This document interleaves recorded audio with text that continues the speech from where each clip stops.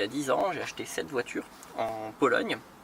C'est une vieille Fiat 126, c'est un truc qui était produit sous le communisme et un peu après. Donc c'est pas terrible, c'est une voiture qui surchauffe vraiment. Et il fallait que je trouve une solution à ça. Donc déjà on roule avec le capot arrière un peu ouvert, ce qui fait klaxonner tout le monde, mais bon, ça on n'y peut rien. Et je voulais améliorer ça encore de deux manières. C'est-à-dire que d'une part, pour pas me faire surprendre, il n'y a pas de voyant de température, donc j'ai fabriqué un voyant de température à base d'Arduino. Et d'autre part, j'ai modifié les entrées d'air sur les côtés. Les entrées d'air, pour l'instant, elles prennent l'air sur les côtés, mais elles ne tirent pas du tout parti de l'avancement de la voiture. Donc ça, je l'ai changé en fabriquant à l'imprimante des nouvelles entrées d'air. L'idée était d'utiliser le capteur de température pour voir s'il y a une différence avec ou sans les entrées d'air. Donc du coup, j'ai fabriqué tout ça.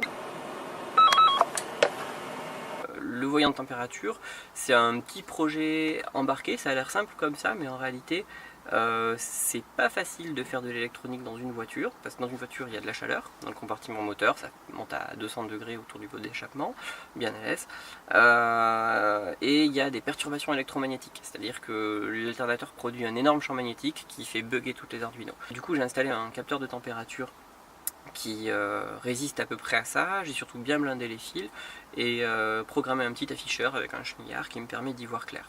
Cet afficheur, donc sur base d'Arduino, il sort aussi sur le port série un flux de données récupérable sur l'ordi, comme ça on peut se faire des graphes et tout de la température du moteur de la Fiat.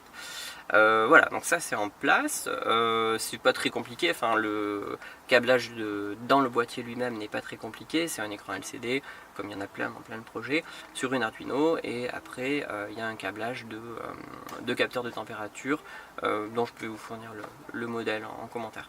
Voilà, donc ça c'est la partie prise de mesure. Après, les entrées d'air, donc j'ai fabriqué deux écopes, deux entrées d'air basées sur la forme de l'entrée d'air d'origine, mais qui va chercher l'air par devant.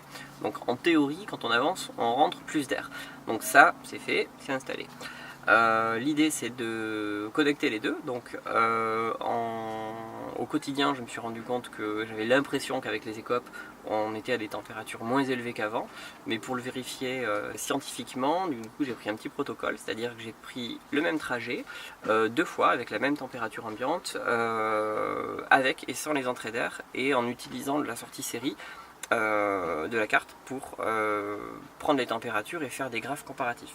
Donc ce qu'il en ressort, c'est que les entrées d'air ne servent à rien quand on est à basse vitesse, je dirais jusqu'à 50 km/h. Sur les tronçons d'autoroute que j'ai pu prendre, enfin c'est plutôt de la voie rapide urbaine que j'ai pu prendre sur le trajet, quand on est à 70 km/h, là ça fait une vraie différence.